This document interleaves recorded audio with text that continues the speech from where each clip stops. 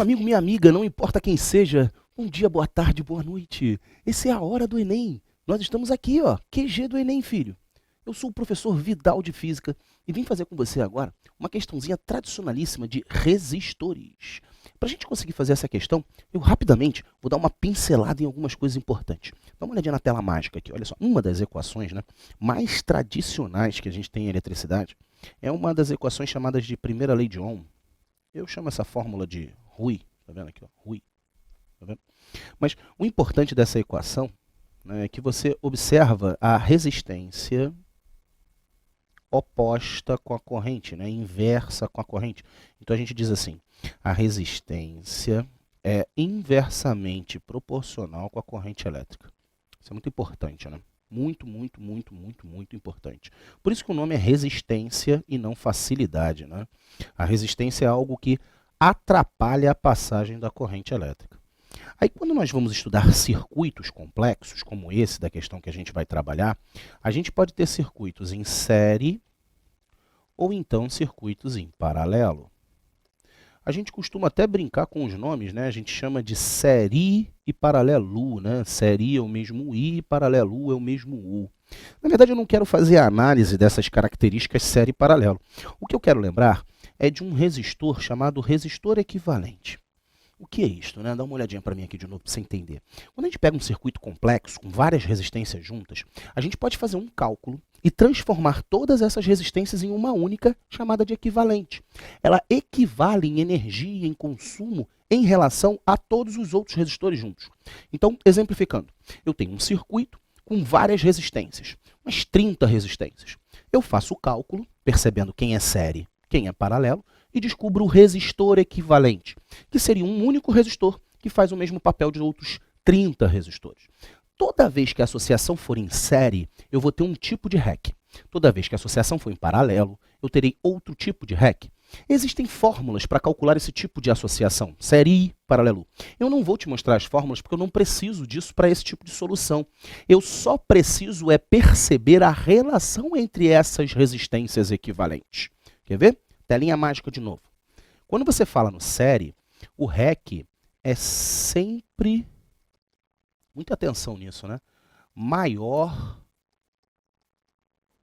do que qualquer resistor associado. Né? Atenção, hein? O REC é sempre maior do que qualquer resistor associado. E quando você fala em paralelo, o REC é sempre menor. Atenção, hein? Em cima o REC é sempre maior. Embaixo o REC é sempre menor do que qualquer resistor associado.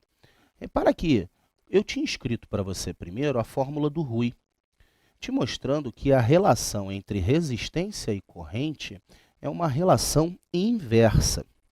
Agora eu estou te mostrando que eu tenho dois tipos de associação, uma em série e uma em paralelo.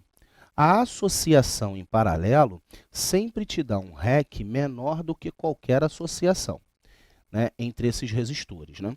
E o REC do série é sempre um REC maior do que qualquer um. E eu já sei que se o REC for menor, ou desculpa, se o REC for maior, perdão, a corrente é menor, olha só. Que é inversamente proporcional, tá vendo? Da mesma maneira que eu também poderia pensar assim, ó, se o R for menor, ó, a corrente se tornará maior, tá vendo? É inversamente proporcional. Então, juntando tudo, o que eu tenho é o seguinte, no REC em série, look at me de novo, look at me. O REC em série é sempre grande, fazendo a corrente ficar pequena. O REC em paralelo é sempre pequeno, fazendo a corrente ficar grande. Eu agora vou ter que avaliar um circuito e perceber quem é série e paralelo. Dá uma olhadinha na telinha mágica, ó.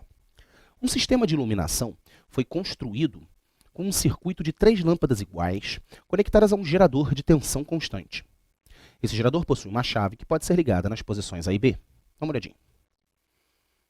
Ele quer saber quando a lâmpada 1 brilhará mais. Considerando o funcionamento do circuito dado, a lâmpada 1 brilhará mais quando a chave estiver na posição. Para o brilho ser maior, tem que ter mais energia, tem que ter mais potência. Então tem que ter mais corrente. A corrente deve ser maior, né? Eu tenho duas situações, chaves A e B, e devo encontrar a corrente maior. Filhão, quando a chave é ligada na posição A, ó, se eu ligar a chave aqui, ó, esse resistor não funciona, o 2, ó. O 2 não funciona. E aí eu passo a ter esses dois resistores, 1 e 3, em paralelo, olha só. Então, a chave em A, eu tenho um REC em paralelo. Tá vendo? Essa é a chave em A. Quando eu jogo para a chave em B, né, se eu puxar agora a chave em B, eu passo a ter a lâmpada 2 agora funcionando junto com as lâmpadas 1 e 3. Então, eu passo a ter um REC igual ao REC anterior, né, em paralelo, mais o resistor da lâmpada 2. Então, quando eu olho para as duas situações, eu percebo que a chave B ela tem um REC maior. Então, se o REC aqui é maior, né, na chave B, é porque a corrente é menor, né? Porque é inversamente proporcional. Então, ele pede para a gente descobrir onde a lâmpada 1 vai brilhar mais. A lâmpada 1 vai brilhar mais na chave A, porque aí a chave A ela vai ter um REC menor e uma corrente maior, né? Porque, na verdade, se eu jogar na posição B, eu vou passar a ter um REC maior, porque eu passo a somar um resistor em série. O que a gente consegue perceber é que quanto mais resistores eu tiver em série, automaticamente menor é a corrente elétrica. E com isso, sobra a letra C. Vai brilhar mais no caso A, pois a resistência equivalente será menor nesse caso. Beleza?